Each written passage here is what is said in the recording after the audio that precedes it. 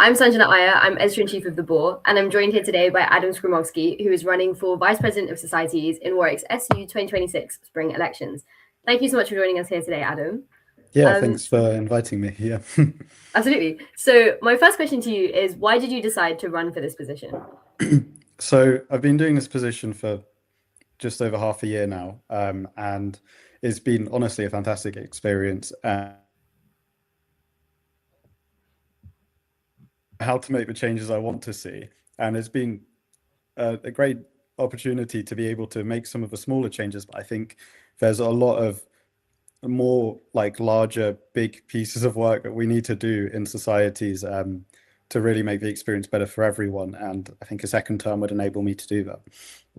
Amazing. And I wanted to ask, what is your personal experience with societies here at Warwick? So, having been at Warwick for quite a long time, I've been parts of loads and loads of different societies. So I think one of my first ones was Warwick Student Cinema and Tech Crew, and I was an exec on both of them, including being president, being involved in other smaller societies, as well as like academic societies like Computing Society I was an exec on, and TEDx. Also been involved in a few different media societies, had a show on Raw for a bit, so really quite wide ranging. And yeah, obviously as vice president for societies, that's kind of topped it all off. Yeah, amazing. And as I'm sure you're aware, we have over 250 societies here at Warwick. So how, as vice president of societies, would you make sure that everyone feels welcome at one or several of these societies, regardless of their background, and how you foster a sense of inclusion within all of these societies?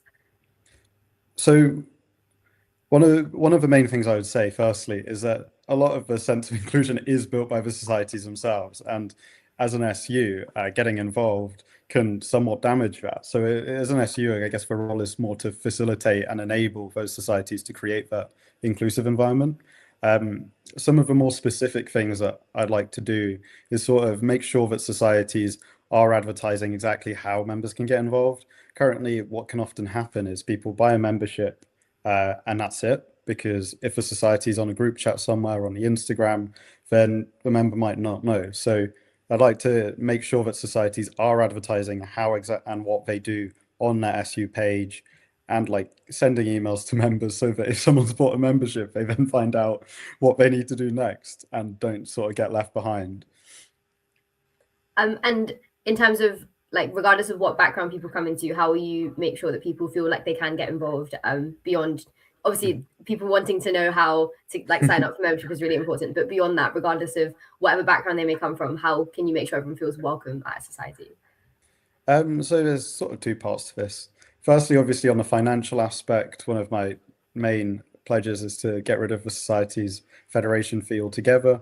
So currently there are exemptions for a few societies based on protected characteristics, but this is an application process, not all societies have it. So removing that fee makes it a lot easier for anyone to just go and join whatever societies they want without feeling like there's a big obstacle in the first part.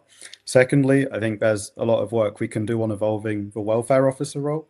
So we sort of created it a few years ago, and it's really evolved far further. And I think we can improve the training a lot and add a part to the role to make sure that they're looking at inclusion as well, as this is becoming quite a large issue in a lot of societies.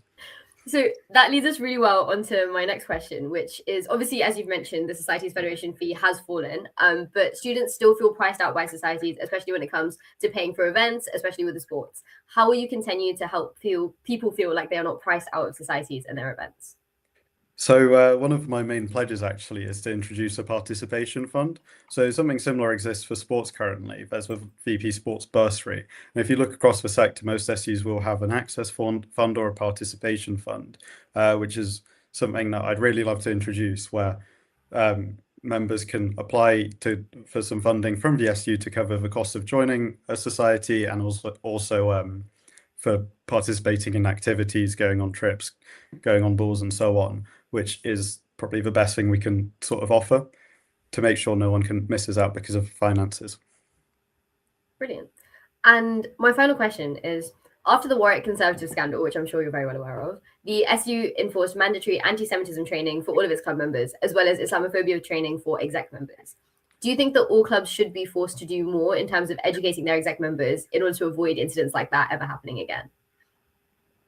Yeah, I think it's quite important that all exec members are aware of the positions they have and the control they have, because in a situation like that, if that occurs, it's the exec fundamentally who are the only ones who can do something about it. So I do think it's important, and we should add it to the training as to make sure that people are aware that they do have that responsibility and feel empowered to actually be able to put a stop to things, rather than being like panicking or whatever. And because it is their ability to do that, to introduce that better culture. Okay, amazing. Well, that is all my questions. Thank you so much for joining us this morning. This was Adam Skrzymowski, candidate for Vice President for Societies in Warwick's 2026 SU Spring Elections. Thank you so much. Thank you.